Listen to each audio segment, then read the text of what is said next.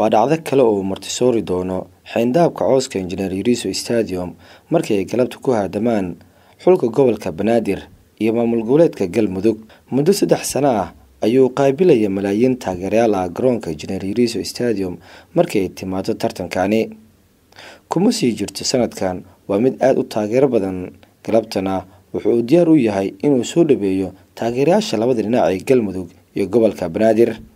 Daadir Amiin Cali Daada iyo Axmed Haliil Cali ayaa markale isku hor imaan doona tartanka maamul goboleedka iyo gobolka Banaadir xilli gobolka Banaadir uu ku taamayo in muddo dheer ugu dambeysay ku guuleysiga koobkan sidoo kale Galmudug ayaana u baxsanaysa in markii ugu horeysay gacanta ku dhigto tartanka maamul goboleedka iyo gobolka Banaadir Galmudug iyo gobolka Banaadir ayaa maanta Khamiis ah waxay isku arki doonaan finalka tartanka maamul goboleedka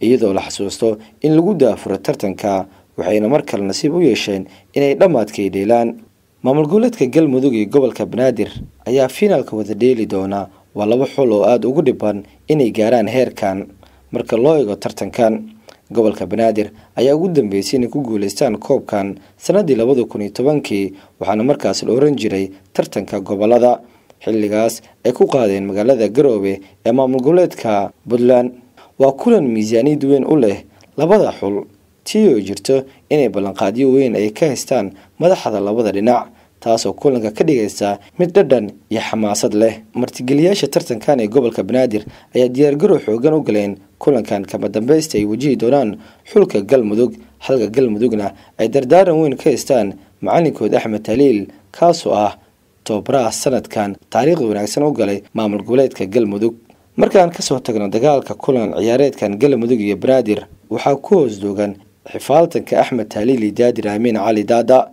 Daadir Axmed Haliil sida aan wada ognahay waxay kala matali jireen kooxaha LBB Genyo iyo Banaadir Sport Club taa oo ama kala yiraahdo MCC labadan koox waxay ahaayeen kuwa ugu taageerayaasha badan horyaalka Soomaaliya Premier League kulanka labadan kooxood wuxuu ahaa derbiga ugu weyn ee kubadda cagta Soomaaliya ka oo la oran jiray derbi warta nabadda maadaama labada naadi ay ka dhisan yihiin hal degmo oo qura waxay hore dhowr jeer isku soo arkeen horyaalka heerka labaad iyagoo kala hogaaminaya kooxaha LLBB Genyo iyo Geeska Afrika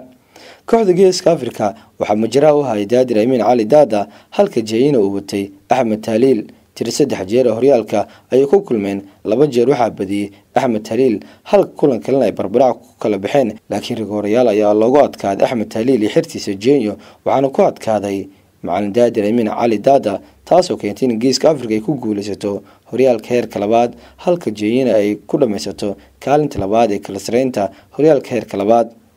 haddaba daawade galabteed u rajeynaysa guusha inuu ku guuleysto koobka maamul goboleedyada iyo gobolka Banaadir aragtidaada iyo afkaartaada waa mid inoo muhiim ah waad ku mahadsantahay daawashada muuqaalkan